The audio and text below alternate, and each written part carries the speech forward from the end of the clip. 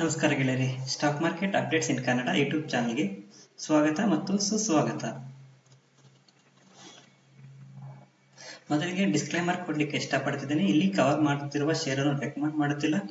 Further study ಮಾಡಿ decision ತಗೋಬಹುದು. ಇವತ್ತಿನ ಈ ವಿಡಿಯೋದಲ್ಲಿ ಇನ್ಫೋಸಿಸ್ ಕಂಪನಿಯ Q3 ರಿಸಲ್ಟ್ ಅನೌನ್ಸ್ ಆಗಿದೆ.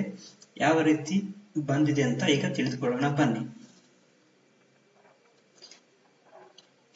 ಇದು ಕರೆಂಟ್ ಇಯರ್ ನ Q3 ನ ಡಾಟಾ, ಇದು ಲಾಸ್ಟ್ ಇಯರ್ Q3 ಡಾಟಾ, ಇದು current year Q2 data. Revenue ಅಲ್ಲಿ ಇಯರ್ ಆನ್ ಇಯರ್ 7.6% ಗ್ರೋತ್ ಆಗಿದೆ. ಕ್ವಾರ್ಟರ್ ಆನ್ ಕ್ವಾರ್ಟರ್ 1.9% ಗ್ರೋತ್ ಆಗಿದೆ.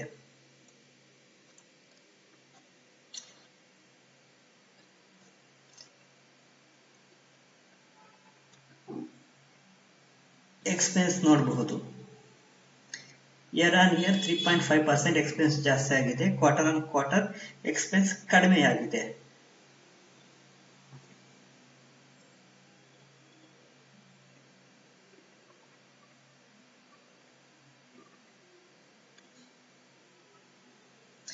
ಈಗ ನೆಟ್ ಪ್ರಾಫಿಟ್ ನ ವಿಚಾರಕ್ಕೆ ಬಂದ್ರೆ Q3 ಯಲ್ಲಿ ಕಂಪನಿ 6,822 crores ನೆಟ್ ಪ್ರಾಫಿಟ್ ಅನ್ನು ಮಾಡಿದೆ.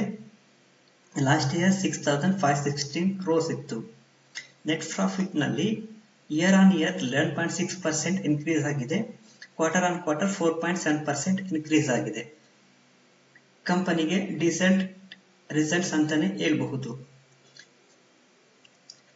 ಮತ್ತೆ ಎಸ್ಟಿಮೇಟ್ಸ್ ಯಾವ ರೀತಿ ಇತ್ತು, ಎಸ್ಟಿಮೇಟ್ಸ್ ನ ಬೀಟ್ ಮಾಡಿದೀಯಾ ಇಲ್ವಾ ಅಂತ ನೋಡೋಣ ಬನ್ನಿ. ಇಲ್ಲಿ ನೋಡಬಹುದು, Infosys Q3 net profit beats estimates with 11% year on year jump. Estimates ನನ್ನು ಕಂಪನಿ ಬೀಟ್ ಮಾಡಿದೆ.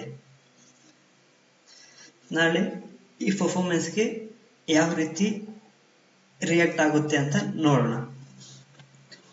ಕಂಪನಿಯ 1 year ಪರ್ಫಾರ್ಮೆನ್ಸ್ ನೋಡಬಹುದು, 18% ಇದೆ. 5 years 150% ಇದೆ.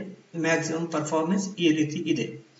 ಒಟ್ಟಾರೆ ಕಂಪನಿಗೆ ಡಿಸೆಂಟ್ ರಿಸಲ್ಟ್ ಬಂದಿದೆ ಅಂತಾನೆ ಹೇಳ್ಬಹುದು. ಈ ರಿಸಲ್ಟ್ಗೆ ನಾಳೆ ಯಾವ ರೀತಿ ರಿಯಾಕ್ಟ್ ಆಗುತ್ತೆ ಅಂತ ನಾಳೆ ಕಾದು ನೋಡೋಣ. ಓಕೆ ಗೆಳೆಯರೇ, ಈ ವಿಡಿಯೋ ಇಷ್ಟ ಆಗಿದ್ರೆ ಒಂದು ಲೈಕ್ ಮಾಡಿ, ನಮ್ಮ ಚಾನಲ್ಗೆ ಸಬ್ಸ್ಕ್ರೈಬ್ ಮಾಡಿ. ಮುಂದಿನ ವಿಡಿಯೋದಲ್ಲಿ ಮತ್ತೆ ಸಿಗೋಣ.